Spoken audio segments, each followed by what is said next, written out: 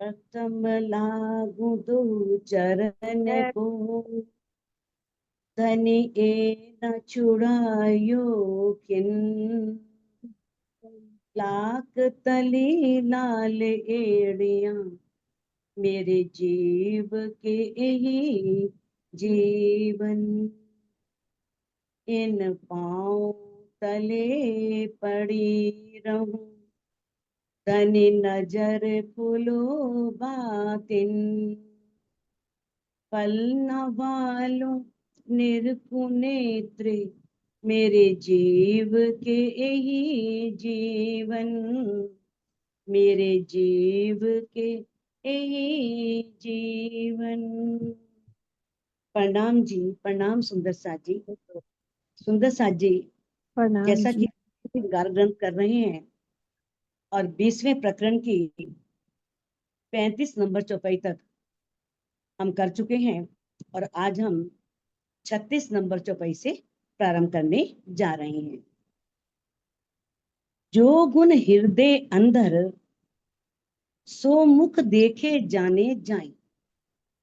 अब मामती जी कह रहे हैं कि माया के ब्रह्मांड की तरह से नहीं है कि माया के ब्रह्मांड में सौंदर्य को देख करके हम अंदर के गुणों की विशेषताओं को नहीं जान सकते, अंदर क्या गुण है, क्या विशेषताएं हैं।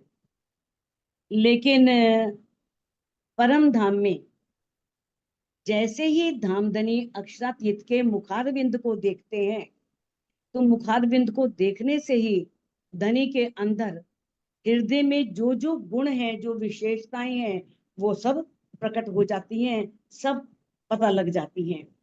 ऊपर सागरता पूरन, ताथे दिल की सब देखाए।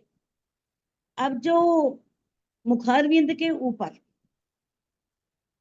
जो वो सागर हैं, वो परिपूर्ण है, पूर्ण रूप से वो सागर दिखाई दे रहे हैं।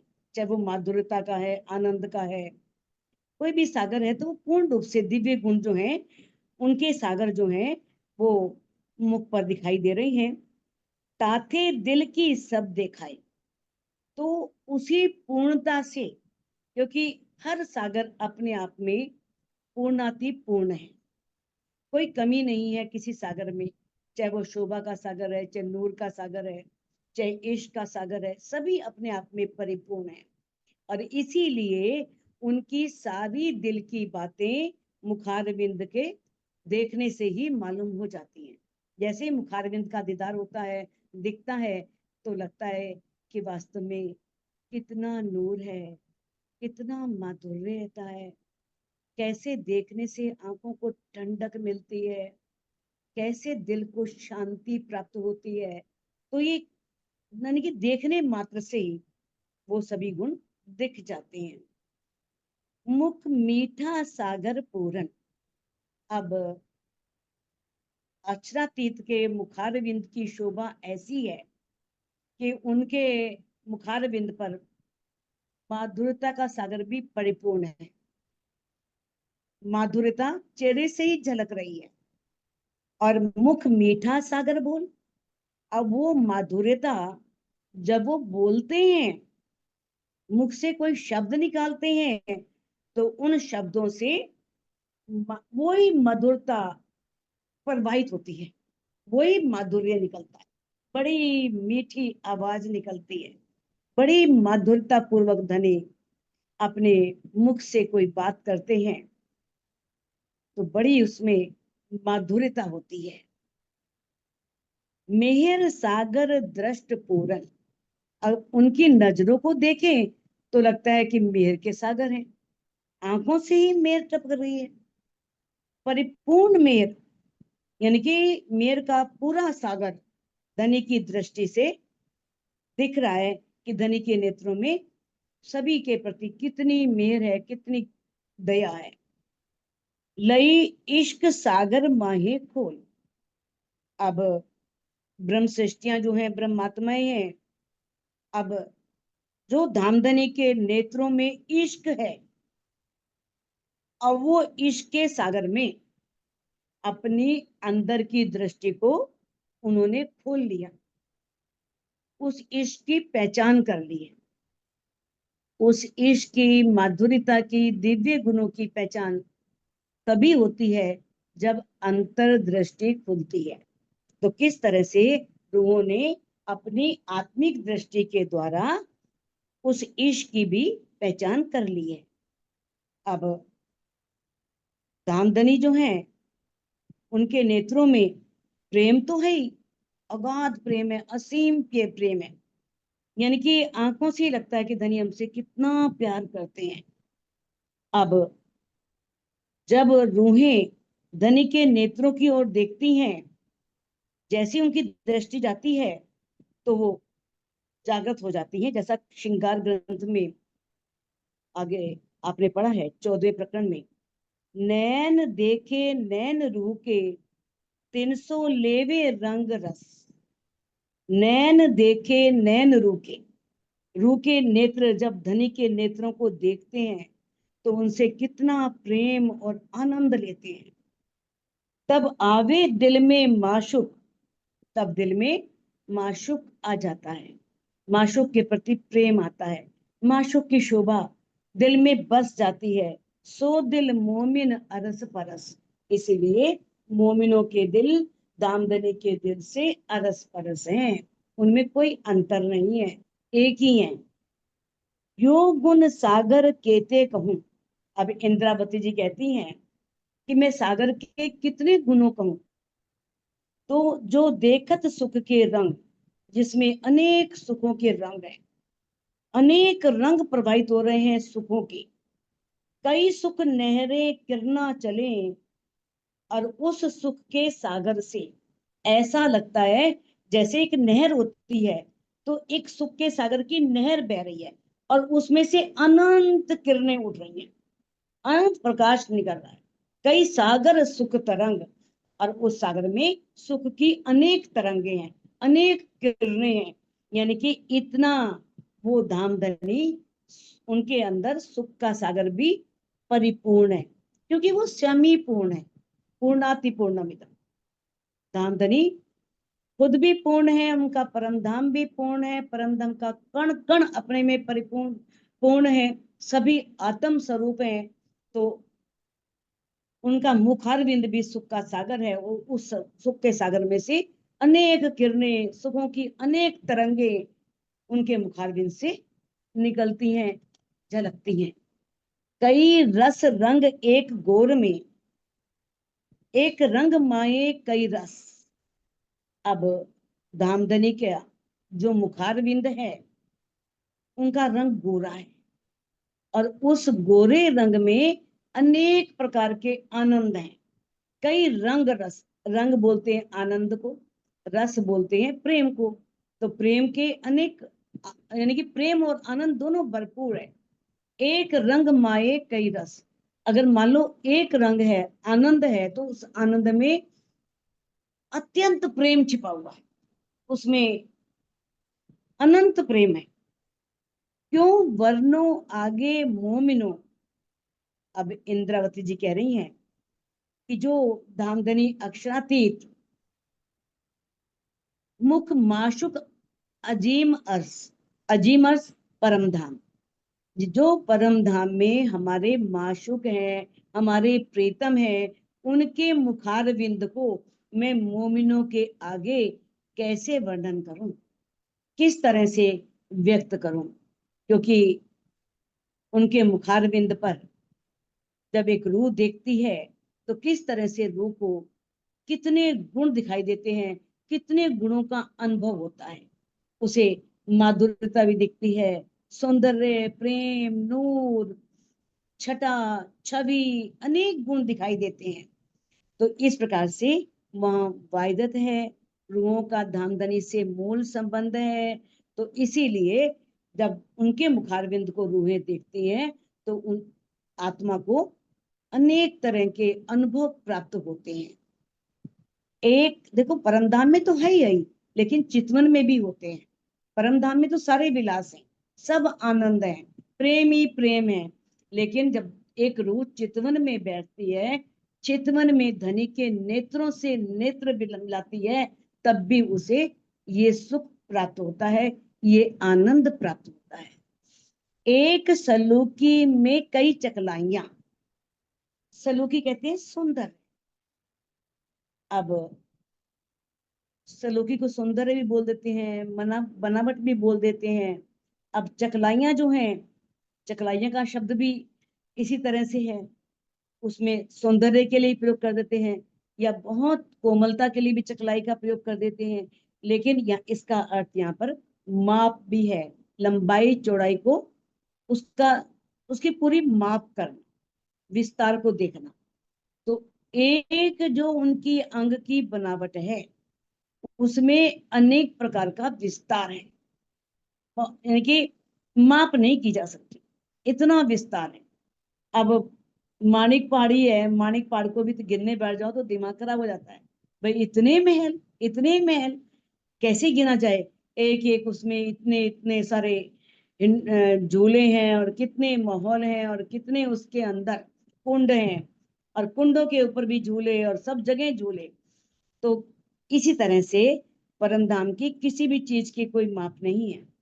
अब सौंदर्य की माप कैसे हो, कि सौंदर्य कितना है, कैसा है, उसके लिए कोई एग्जाम्पल दिया जाए, उदाहरण दिया जाए? इंद्रावती जी कहती है बहुत असंभव है। एक चकलाइये कई स्वरूप, और एक माप में, एक विस्तार में अनेक प्रकार की शोभा है। एक छोटी सी, मान लो नाखून ही ले लो ना, अब नाखून की भी शोभा इतनी है, इतना उसमें से नूर निकल रहा है, इतना वो नाखून सुंदर है कि उसके उसकी भी माप नहीं हो सकती। तो उसमें भी अनेक प्रकार की शोभाएं हैं। ए स्वरूप कहते आगे मोमिन, दिल होत नहीं टूक टूक।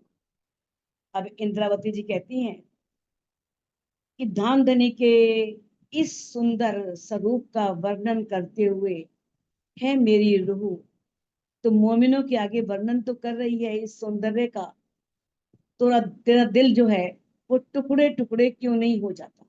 कैसे वर्णन कर पा रही है, कैसे कर पा रही है? धनी की मेहर से।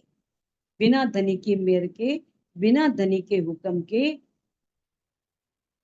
इस ब्रह्मांड में एक पत्ता भी नहीं हिलता, एक पत्ता भी उनके हुक्म से ही होता है।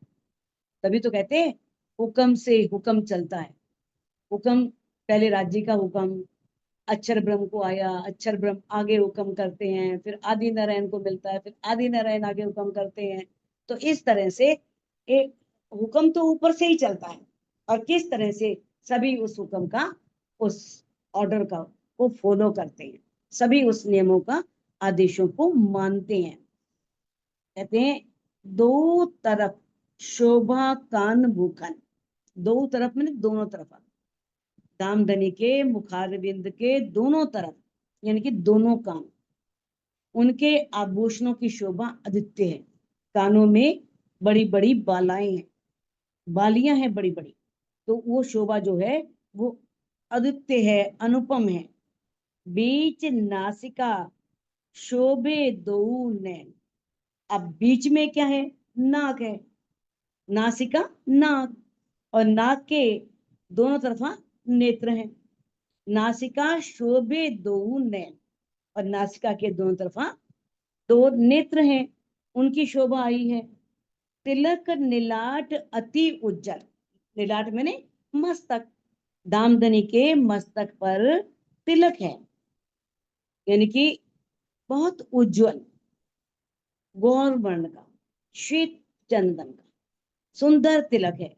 दो अधुर मधुर मुख वैन, और उनके जो अधुर मैंने होठ, और उनके मुख, दो अधुर मधुर मुख वैन, और मुख से और होठों से अगर कोई शब्द निकलता है, कोई भी वो बोलते हैं, शब्द निकलता है, तो ऐसा लगता है जैसे अमृत गिर बरस रहा हो, अमृत की वर्षा हो रही हो, किसी माधुर्यता का, एक माधुर्यता रूपी नहर प्रवाहित हो रही हो, इतनी माधुर्यता उनकी वाणी में है।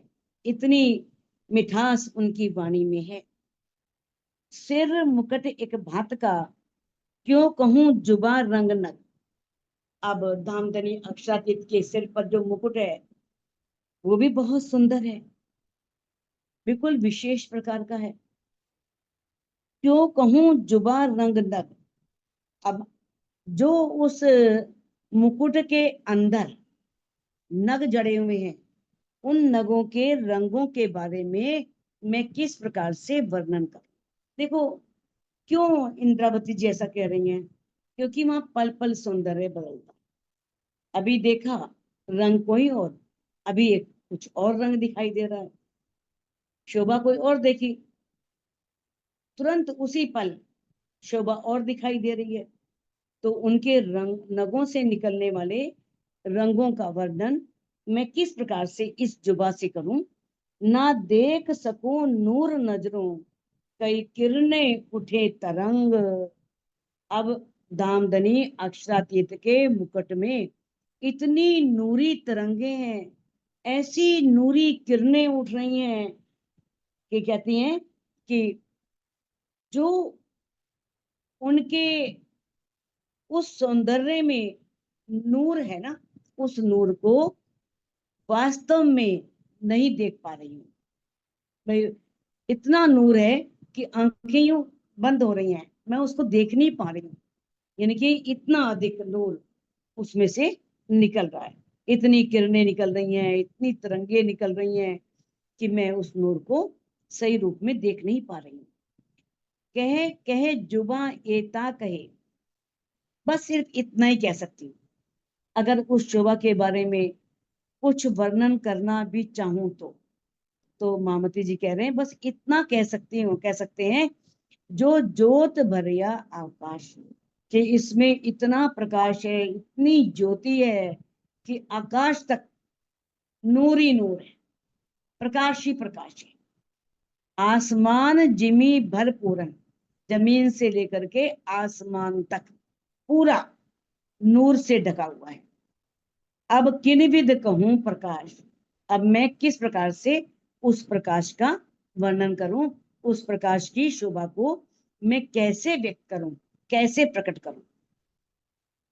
इन विध शोभा मुकुट की, ए जुबा क्यों करे वर्णन।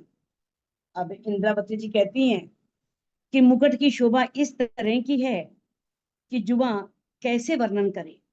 इतना सुंदर मुकुट है, मुकुट में इतने सुंदर नग लगे हुए हैं, उन नगों में अनेक रंगों के नग हैं, और उन नगों में से प्रकाश ज्योति अनेक प्रकार की निकल रही है। तो कहते हैं सिर शोभे नूर जमाल के, जो नूर जमाल के सिर पर मुकुट सुशोभित है, उसका प्रकाश इतना है, इतना नूर है। नीके देखे रूम मोमिन। अब उस मुकुट को जो ब्रह्म सृष्टियां हैं, मोमिन मैंने ब्रह्म सृष्टियां, नीके मैंने अच्छी तरह से, बहुत गहराई से उसे देखा करती हैं, उस शोभा को देखती हैं। ए नग ज्वेर कहत हूं, सो शब्द सुपन जिमिले। अब जो इंद्रावती जी कहती हैं कि जो मैं अगर किसी नगों का वर्णन करती भी हूँ या किसी भी जौहरातों का वर्णन करती भी हूँ, तो सब नग कहाँ से पैदा होते हैं? वो सब सो शब्द सपन जिमी के, वो सारे शब्द इस सपन के ब्रह्मांड के हैं। क्योंकि सारे नग जो हैं वो किस तरह से सपने के ब्रह्मांड में, सपन के संसार के ही हैं। चाहे मानिक बोलो, मोती बोलो, कोई भी नग बोलो, पुखराज बोलो, नीलम बोलो। ए अर्श जवेर भी क्यों कहिए, जो सिंगार हक बका के, जो अखंड परम धाम में, जो अक्षरातीत हैं, जो पार ब्रह्म है, जो जिनका अखंड स्वरूप है, तो उनके ज्वारात के नगों को संसार के नगों से तुलना नहीं की जा सकती, संसार के नगों से उसकी उपमा नहीं दी जा सकती। सिर्फ कहना पड़ता है क्योंकि शब्द नहीं है, तो हमें यहाँ के ज्वारतों का और यहाँ के नगों का वर्णन करना पड़ रहा है। इंद्रावती जी कह रही हैं, लेकिन वास्तव में इस संसार की कोई भी उपमा वहां के लिए उपयुक्त नहीं है, वहां की शोभा को लगती नहीं है। होत जवेर पैदा जिमी से। इस संसार में तो देखो ये जितने भी ज्वाराते हैं, नग हैं, ये धरती से पैदा होते हैं। नग अर्स में इन विद ना है, लेकिन परम धाम में तो ये विधि है ही नहीं। वहां कुछ पैदा होता ही नहीं, वो शुरू से ही है, बना बनाया है। तो परम धाम की तो ये विधि ही नहीं है, परम धाम में ऐसा होता ही नहीं है। जोत पूरन अंग ले खड़ी, रूह जैसी चाहे दिल माए। अब एक रूह, एक ब्रह्म सृष्टि दिल में जो शोभा लेती है, उसने दिल में शोभा ली और तुरंत आगे वही प्रकाश खड़ा हो गया, वही नूर खड़ा हो गया, वही शोभा बन गई। जैसी रूह ने अपने दिल में शोभा ली, वो शोभा वैसे ही सामने दिखाई देती है, वैसे ही प्रकट हो जाती है। असल तन जिनो अर्श में। अब जो परमधाम के असल तन है, जो परमधाम के जो पर आत्म है, जो मूल मिलावे में है, जो असल तन है, सो कर लीजो दिल विचार। जिनके मूल तन परमधाम में है, वो अब अपने दिल में इस बात का विचार कर लेना, सोच लेना। हक के सिर का मुकट, सो शोभा क्यों आवे माहे शुमार। अरे ये पार ब्रह्म के सिर का मुकुट है, जो अखंड परमधाम का अखंड स्वरूप, सो शोभा क्यों आवे माहे शुमार। अब उसकी शोभा कैसे शब्दों में बांधी जा सकती है, उसका कैसे वर्णन किया जा सकता है। यूं ही है बीच अर्श के, जिन्हों जो शोभा प्यारी लगत। यूं ही है बीच अर्श के। अब परम धाम में जो है वो सब ऐसा ही है, जिसको जो दिल में चाह वैसा ही सामने प्रकट हो जाता है। जो शोभा प्यारी लगती है ना, जिसको, हर रूह अरस अजीम की, परम धाम की कोई भी रूह है, दिल माफक देखत, अपने दिल के समान ही सब आगे देखती है। परमधाम की हर रूह धनी के दिल से ही तो बनी है, दिल से ही प्रकट हुई है। तो सारे दिल के गुण, जमाले के गुण जो धनी के अंदर हैं, वो सब उनके अंदर हैं। इसीलिए तो कहा है कि धनी कितना उन्हें सुख देते हैं। कहते हैं धनी इन्हों के कारणे, सरू धरे कई करोड़। बस इन रूहों को प्रसन्न करने के लिए, इनको आनंद देने के लिए कई करोड़ों स्वरूप धारण करते हैं। ले दिल चाहिया देखाए, ऐसे आशिक हक के जोर। ऐसे हैं धामधनी, जो आशिक दिल में चाहता है वो सामने दिखा देते हैं, एकदम बस तुरंत आगे प्रकट कर देते हैं। तो ये है धामधनी का लाड, ये है धामधनी का प्यार।